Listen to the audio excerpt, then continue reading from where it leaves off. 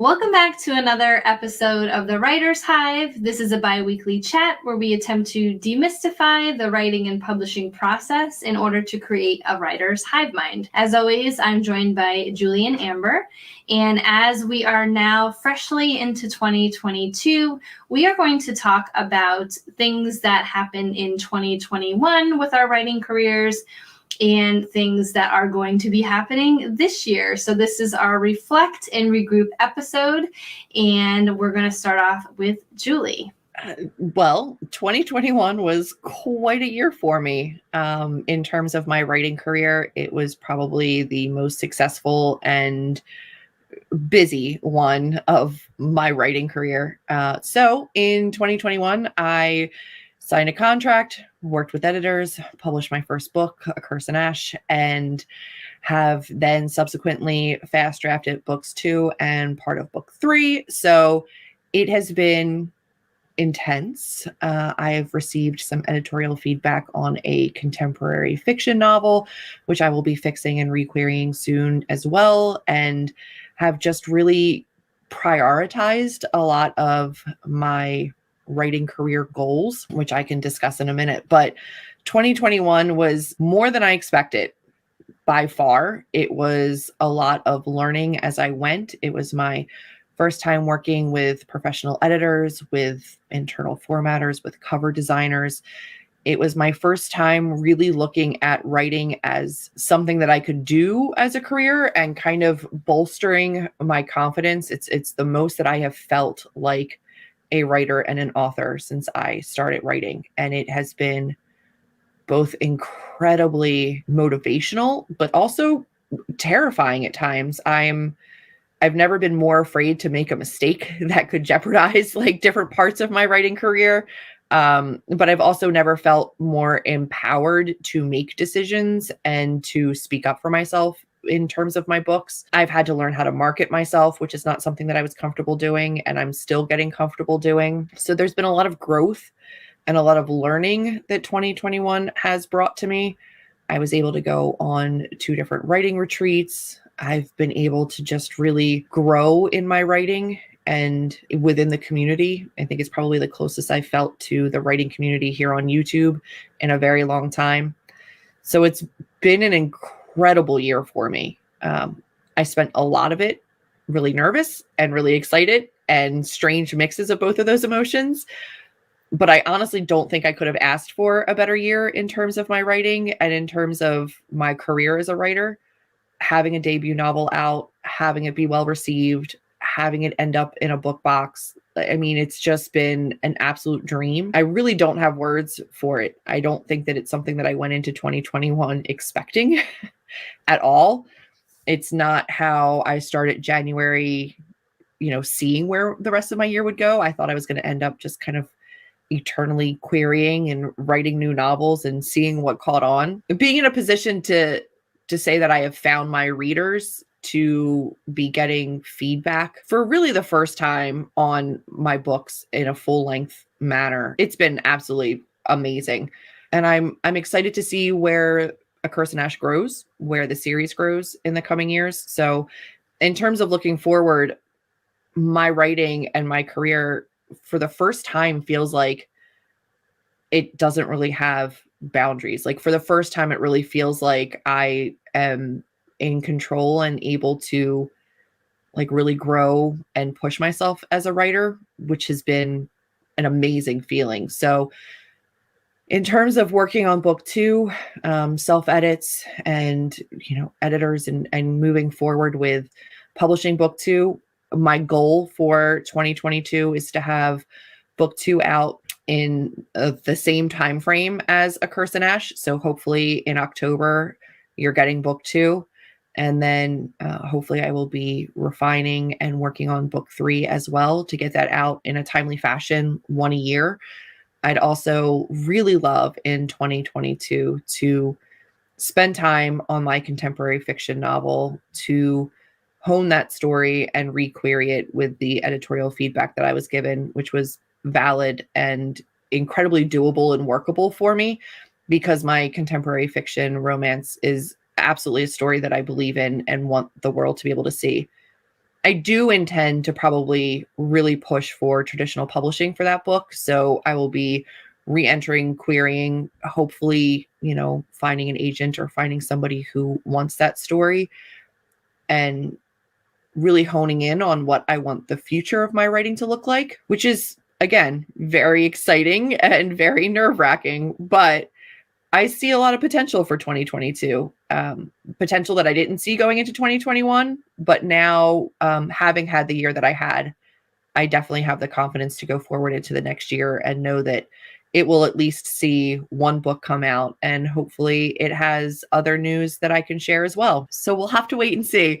But it's been a roller coaster, but like the best kind. And I truly have no complaints, and I'm feeling really, really grateful for the year that I've had. Well, for my 2021, I feel like it couldn't have been more different than Julie's. It was quite a struggle. I think I worked on at least 3 different books over the course of 2021. And I feel like I still had a little bit of that pandemic like slump going on where I just couldn't settle on anything. But I finally realized that there was a story that I had written 4 years ago, the first draft, pushed it aside because within writing that story, I found the real story and I wasn't ready to write it. And I think that now I'm ready to write it. So I'm currently working on it. And hopefully within the early months of 2022, I can finish that, within the first quarter, I'm hoping, and then get to querying that and then figure out what my next project that I want to work on while I'm querying, because I feel like I've exhausted a lot of my ideas by starting to write them and then realizing that I didn't want to write them.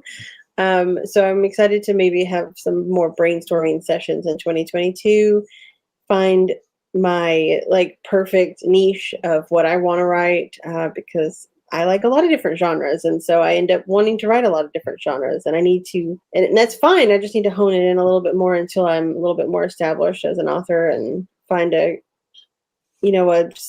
process that works really well for me, even though we've talked about it before. Every book has a different process, but 2021 was a struggle, and I'm hoping that 2022 won't be as much of a struggle, but I don't foresee it not being hard because writing is hard. So it's going to be hard no matter what.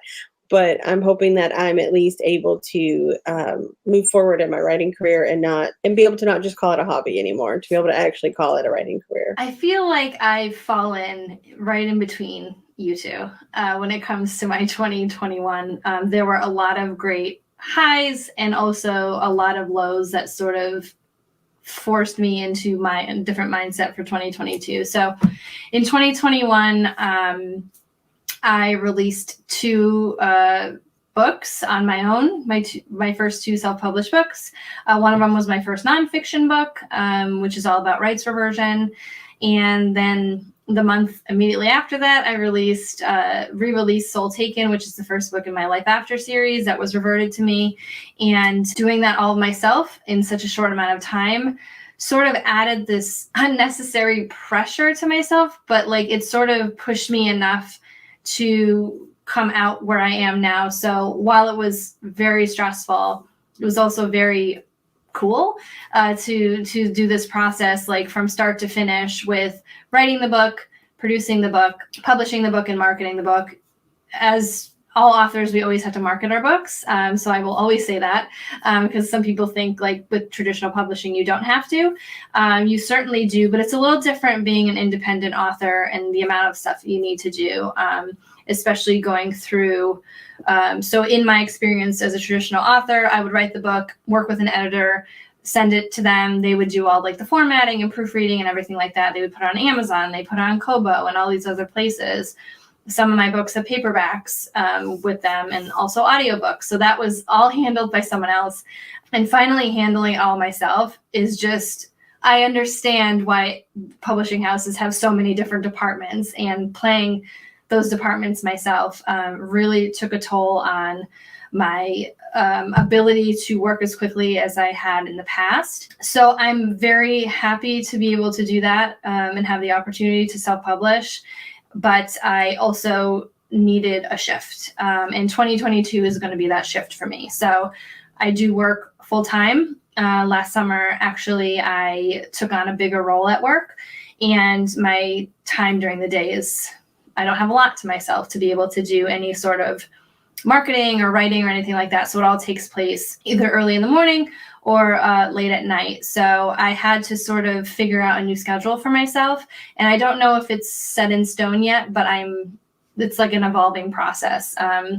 So I hope to, in 2022, publish the second book in the Life After series at some point. I was really hoping for first quarter, but I'm just based on my schedule, probably late second or early third. That is my intention I'm putting out into the world. Hopefully that will happen because I am doing an ebook and a paperback, and there's a whole bunch of things you have to do in terms of releasing that. And I want to do it right because I am doing it myself. So in terms of, there is a book that I originally queried in 2020 into early 2021 that I decided to self-publish. And it is an adult thriller. And being an indie author, I now sort of have the opportunity to look at all of my books as individuals, like even books within a series. I look at them individually. I sort of see like how they should be marketed or how they should be released. So with that book, I really want to have more of like a trad release with that book. So I do want to do NetGalley, and I do want to contact bookstagrammers and booktubers. And I want to really put a big push on this book. So while I had thought that I was going to release this book in 2022, I really want to spend a majority of 2022 building up buzz for this book. So this is going to be my debut adult thriller, and I really want to pull out the red carpet for that. So I want to make sure that it's perfect. I do have to do another round of edits on this book because I spoke with another critique partner of mine, and we sort of figured out a few things that would strengthen the book a whole lot. So that's really my focus, is just focusing on the release of these two upcoming books. And while I would love to be able to have some sort of consistent schedule with publishing, I think taking a step back and taking a really good look at my schedule, being very realistic, even to a point of maybe feeling a bit slow with the process, I think will have a better year. So hopefully I won't have as many sort of like down moments as I did with the latter half of 2021, just because it was a huge shift in my life to sort of take on a bigger role at work and also publish on my own. So that's sort of my reflect and regroup. What do you think your biggest lesson or takeaway from 2021 would be? Mine would be to stop trying to fit yourself into a box and do what feels natural for you. And, you know, I spent so much of 2021 trying to be a plotter, trying to be this idea of a writer that I've had in my head of how it's supposed to work, and it would make it easier if I could do this or that. But now I've decided I'm leaning into the discovery writing, and so far it's made me feel less anxious, and I'm having a lot more fun drafting now. So I think that if I could go back to January 2021, I would just kind of slap myself and say, like, you're not a plotter, just pants it already. And I think that would have helped. I think for me, being more realistic would have been helpful. I would have taken off a lot of pressure from myself if I knew that I should just like chill out. And like, no, I knew publishing was a big deal, and it's a lot of things to do, a lot of checklists, a lot of like just so like nuances with book publishing. And I think I just thought that I was still on that sort of treadmill of trad publishing where a lot of that was taken care of for me. And I think that lent itself into like burnout and like, you know, being just too overwhelmed. So I think going forward, I have to look at every, year, quarter, month, week, being very realistic with my time. And I think maybe taking it slow for a little bit until I sort of get on some sort of like a new treadmill or elliptical. I don't know. I'm just thinking of another piece of gym equipment where the treadmill is trad and elliptical maybe is indie publishing. Just another like sort of process and like a new thing entirely. So I definitely want to be gentler with myself and also prioritize myself along with my books. I've lost a lot of sleep, just not being mentally well overall when it comes to a lot of the stuff that I've been doing. So I just want to prioritize the books and me and take it, a week, a day at a time. It's actually a perfect analogy, Kate, because if you think about it, like a treadmill, it has a set speed that, it sets at, and it doesn't slow down or speed up based on how you're feeling. You just kind of have to run and keep up. Whereas on an elliptical, it's all man-powered. There's no one out. There's nothing if you stop, it stops. If you speed up, it speeds up. That's actually like a perfect analogy for trad versus. Well, thank you. Self-publishing.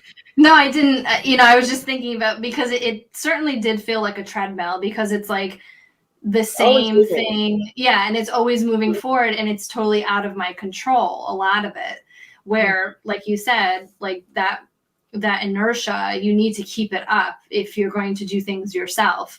And, putting that pressure on yourself or putting it on the little machine only makes it a lot harder. I think for me, the thing that I would have told myself at the beginning of 2021 is probably to lean into discomfort. A lot of the year was not knowing and not being in control and learning. And I am not somebody who deals well with not knowing exactly how everything works and knowing all of the risks up front. And a lot of publishing my first novel with the help of other people was not being in control, not knowing what was coming next, and not really knowing the process. Just maybe telling myself that it would all be okay, and that you just you need to learn and grow and maybe get it wrong, maybe get it right, but that, it was okay to let go of some of that need to always know and always, be perfect. And it's just not feasible within the realm of publishing your first novel. And there's been a lot of times where I just felt really unsure or uncertain. And I also felt like it was annoying or obnoxious or a burden on my friends to be asking them, like, I'm freaking out. Is this normal? Like, what do I do? I had to lean a lot on the people around me this year because I was unsure and uncertain. And when I get that way, I spiral. So learning how to trust that my friends were not going to run away if I leaned on them, and also just trust that it was going to be okay in the end, it was a big part of my year. I know I made it sound like the year was like all cupcakes and roses, but I really did have to lean a lot on the people around me, and realizing that they chose to be there and they weren't going to run away if I asked them for a little bit of help sometimes was difficult for me. But yeah, if I had told myself that at the beginning of the year, it probably would have made my anxiety a whole lot less throughout the remainder. Yeah, having people to lean on to is very important, because like that's our hope with this, the Writer's Hive and everything, is that you're not just seeing the pretty Instagram, like, oh, I released a book and it's all amazing. Like, you're seeing the behind the scenes of it, and there's a lot of ebbs and flows with everything. So just sort of leaning on people and asking questions. I would say if you don't know something, like, ask, because, you're the one this is your career. So, in order to know things, you got to learn things. And, we're hoping to do that here always. So I had a question, just a quick one, is what was the one most surprising moment of the year that you were like, didn't see that coming? I mean, publishing a book, did not at the beginning of the year see that one happening. But I think once that became a reality, I realized that a lot of that was in my control. The one thing that I could have never seen coming for releasing a book was having people reach out and say that they wanted the book in a box, not approaching people to try to sell it to the box, but them actually approaching me and my publisher to ask if it could be in the box, was beyond anything that I could have hoped for my release. I really did think it would be this small little splash and it really wouldn't, ripple out too far. But that was something that was like outside of my hopes and dreams for the book that I'm just absolutely blessed and thankful for, because it's an amazing opportunity for a debut author that I didn't think I would have. For me, it was probably finding my voice in a sense, like finding my confidence as an author. I didn't intend at the beginning of 2021 to write a nonfiction book about anything. Like, I just thought I was going to stick with fiction. And then sort of talking through the book with other authors and finding their voice along with mine and understanding that I'm not alone, and really just coming out and being honest with a lot of the things having to do with publishing, and just sticking up for myself more than I ever have before in terms of my career, and really just stepping out, trying to do the best I can to help myself and others when it comes to helping them find the least resistance, because I feel like we can make things easier for everyone, and we can also support each other in that way. If there are publishers, agents, editors behaving badly, like speaking out about that is only going to help authors in the future. And in terms of rights reversion and all that, the awareness that so many authors didn't really have when it came to rights reversion. A lot of authors, reaching out to me and saying they didn't know all these things, or they were afraid to talk about it. That part really kind of hurts in a sense, because it's like, wow, I was afraid too, and I wasn't alone, and I could have used a friend. Speaking out more and just being more confident is one thing that surprised me.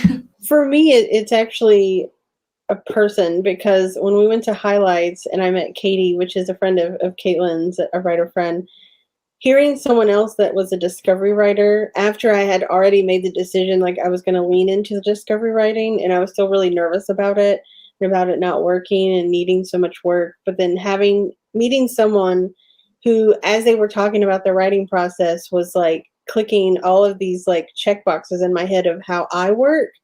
It was one of those things I was like, I did not see that coming. Every other writer I know is like hyper organized, plotter, and I was like, oh, so there are other writers out there like me. I'm not a crazy person. I just have a different process than who I've actually, just had the pleasure of being friends with. So that was my moment and it just happened, at the end of the year, and it was, so in November. So it was kind of like, oh, okay, we're good now. Let's go forward.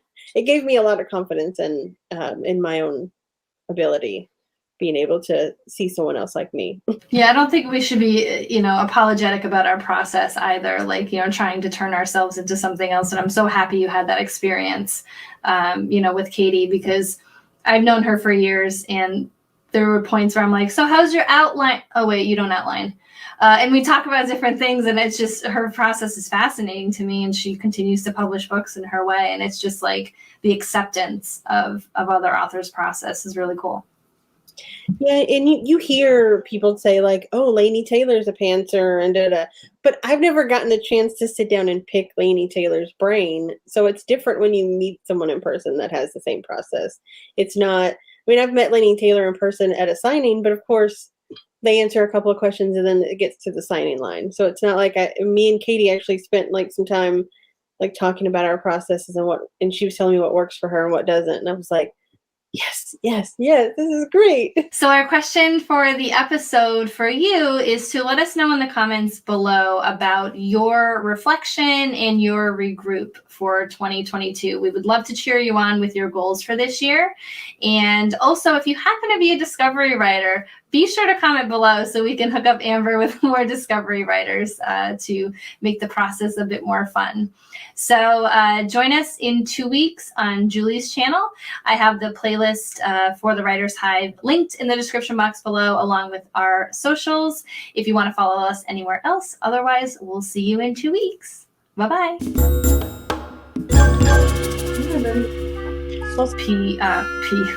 Because That was my thinking fish face.